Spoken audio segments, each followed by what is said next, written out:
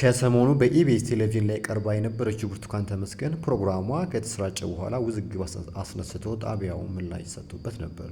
በወቅቱ በኢቢኤስ ቴሌቪዥን የዩቲዩብ ገጽ ላይ ተለጥፎ የነበረው የወጣቷ ታሪክን የሚዳስሰው ፕሮግራም ውሉ ባልታወቀ ምክንያት እንዲጠፋ ተደርጓል።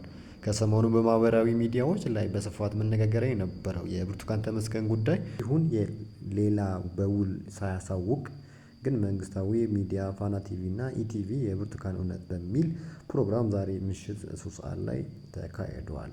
ትወና ብለው ወስደው ነው ይህን ነገር ያሰሩኝ። ብርቱካን ተመስገን በመንግስት ሚዲያዎች በተላለፈው ዶክመንተሪ።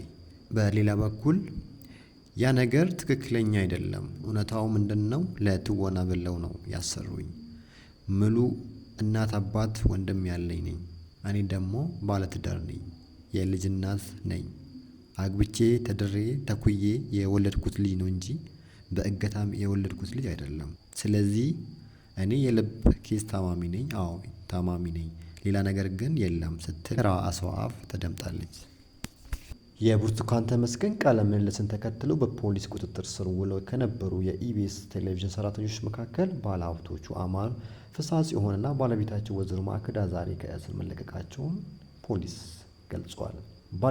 ባለታሪኳ ብርቱካን ጨምሮ ፕሮግራሙን ያዘጋጁትና ካሜራማኖች እስከ ኤዲተሮች ድረስ በቁጥጥር ስር የሚገኙ ሲሆን የጣቢያው ባለቤት አቶ አማን እና ባለቤታቸው ማክዳ ለሕክምና ውጭ ሀገር ቆይተው እንደተመለሱ በፖሊስ እንደተያዙ መዘገባችን ይታወሳል። ከ2 ቀን በፊት የኢቢኤስ ባለሀብቶች እና አመራሮች በብርቱካን ጉዳይ ረዥም ስብሰባ አድርገው መግለጫ እስከ ማውጣት መድረሳቸው የሚታወቅ ሲሆን በኋላ መግለጫ የወጣበት የፌስቡክ ገጽ ከናካቴው መጥፋቱ ይታወቃል። ከሰዓታት በኋላ ደግሞ አማንና ማክዳ መታሰራቸው ተገልጿል። ብርቱካን ተመስገንን ወደ ኢቢኤስ አስመጥቷል የተባለው አዘጋጁ ታሪኩ ኃይሌ ታሰረ። በተጨማሪም ከሰሞኑ ስለ ብርቱካን ተመስገን በማህበራዊ ሚዲያ ላይ የተናፈሰ ስላለ ጉዳይ የተለያዩ ፓርቲዎች የራሳቸው መግለጫ አውጥተዋል።